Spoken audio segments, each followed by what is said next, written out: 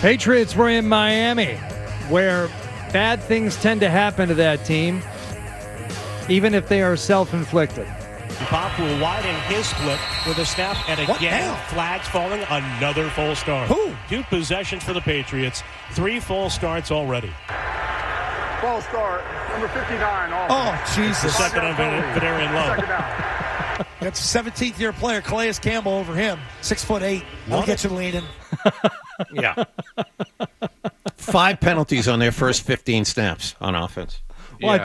I think there were 6, but only 5 were accepted. Yeah, you might be right about that. Because there was one where they doubled up on one play. But Darian Lowe had 5 penalties by himself in the first half. That's your left tackle. It was so bad.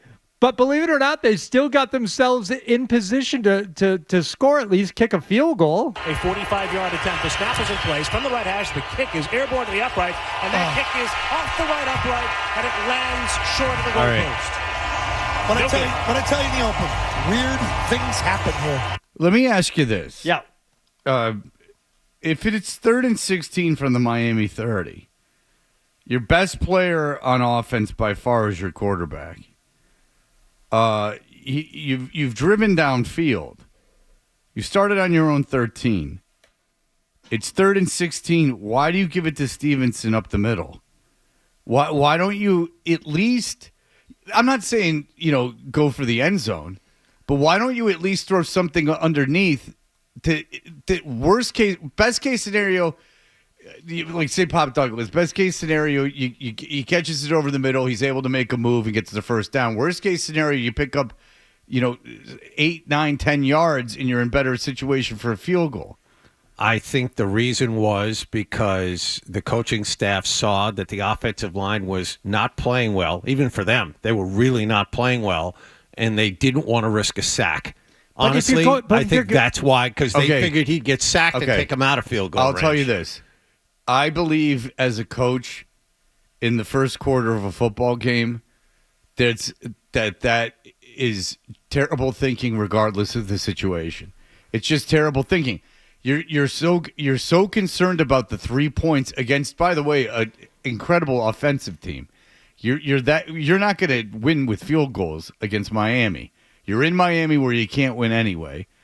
Regardless, I don't care if you're playing the Orlovsky Lions. You don't like being that conservative that you're afraid you're going to get sacked and get taken out of field goal range is nuts. And you'd have to really get sacked too. 45-yard field goal, you'd have to take a 12, 13-yard sack. And if you're just to get out of about field goal range, doing something underneath, you shouldn't really be risking a sack at that point. I don't know why they're not running more of those plays in general. It's either they don't have the timing down between May and the receivers, or they don't have a receiver that can run those routes consistently. They have they have tight ends that can run those routes consistently, and Hooper can run those routes. Yeah. I mean, timing seems to be a problem again. I mean, but John, they're playing professional football. Like you can't. He's a rookie, Fred. They're problems. He's not the problem. You guys just said he's not the problem. John said offensive line. You said receivers. You can drop back, get rid of the ball in 2.5 seconds, and get it to someone and at least pick up some yards. You see, part of it is, I saw Pop Douglas wide open again on the right side, and May airmailed him. He was by himself. Obviously, another miscommunication, following up the miscommunication on the game-ending interception a couple of weeks ago. I know, but what I'm saying is fine. If you have a miscommunication, you throw an incomplete pass, you're in the same situation you were before you kicked the field goal. When you kick the field goal, it just is so. He's so conservative. He needs someone in his ear. He needs to rethink the way that he is taking chances. He really needs to get more aggressive, and not more aggressive in a Dan Campbell way either. More aggressive in that. You're playing a 1920 style of football at some point. At some points. He learned that from Belichick, by the way. He learned that from Belichick these last few years. Which, by the way, works in large part when you already have a lead, or if you lose the lead, you can go down there and retake it. It doesn't work playing from behind. You can't play conservatively when you're 1, 2, 3 scores behind. I was watching a game yesterday, and who they said he wasn't concerned about the clock. Maybe it was Denver. I'll figure out what game it was. But team was up. Oh, I'll tell you what it was. It was I think it was the. It doesn't matter. Forget it. Go ahead. You say what you were gonna honestly, I think the personnel has a lot to do with this. I think he's coaching scared because he does not trust the people out on the field. I know we're going to get into this later at 7, but honestly, I'm not saying Mayo is a great head coach. He hasn't proven himself to be anything close to that, but I think in the job he has right now, he looks out on the field and goes, I don't know what the hell to expect. I'm going to be conservative because I don't trust these guys to be aggressive. Haven't seen enough from them, and I do think it gets down to It's not aggressive between them. It's not aggressive throwing the ball in 3rd and 16. It's just not aggressive. And he'll say, well, they were playing back, and yeah, they were playing back because it was 3rd and 16. And congratulations, you got 3 yards with your keen, your keen reading of the defense. I would agree with you. It's not aggressive. It's necessary on 3rd and 16, unless you're playing some other game, which is not to get beaten too badly. Then sure, then run the ball. It was the Denver game. So Denver had the ball up 10 with 4 minutes left in the game.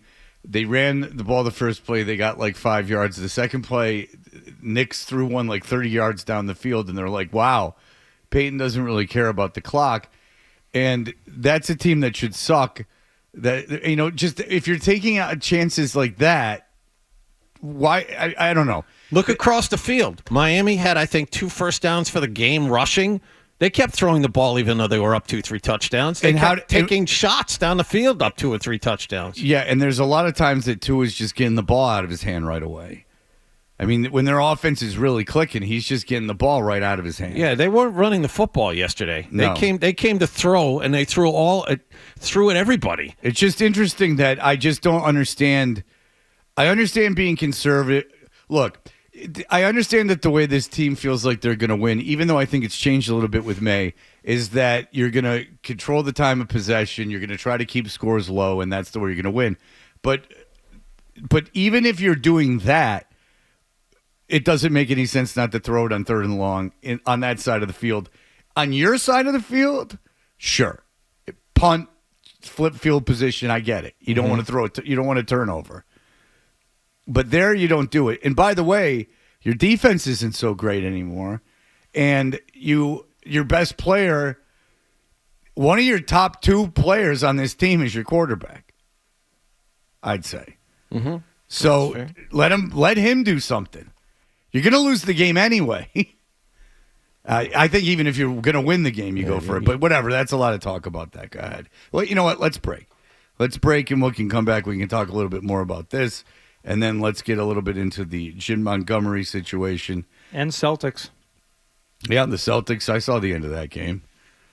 The Celtics, very lucky they won that game. They made it exciting, didn't they? They had 2 possessions that they couldn't get 2 points. I mean, Miami played them straight up. Or Minnesota played them straight up, and they couldn't score. And then Minnesota blew it at the end of the game. I think that was pretty good defense at the end of the game. Why didn't they just have Anthony Edwards Jaylen Brown did a good job. If you watch the play over again, you see Jaylen Brown cut him off on his drive on the left side. They forced Edwards to give it up. That's why it wound up in Naz Reid's hands at the end. I'll take your word for it because it sounds like you watched it a couple times. I did watch it. And yes. I'm not going to argue with the kid who's always in wait, just waiting for something bad to happen to Grandy so he can get in there. I know what you're doing. I know. I swear to God, I'm getting old waiting. Yeah, this is not good. Yeah, every day he calls Grandy, and when Grandy answers the phone, he goes, "Damn it!" I know. I have a voodoo doll. It's bad. He calls area hospitals. He's like, "Hey, you're looking for a patient?" And then when they go, "He's not here," he goes, If you like that clip, and how could you not? Check out more videos from Toucher and Hardy here, point slightly up and to the left.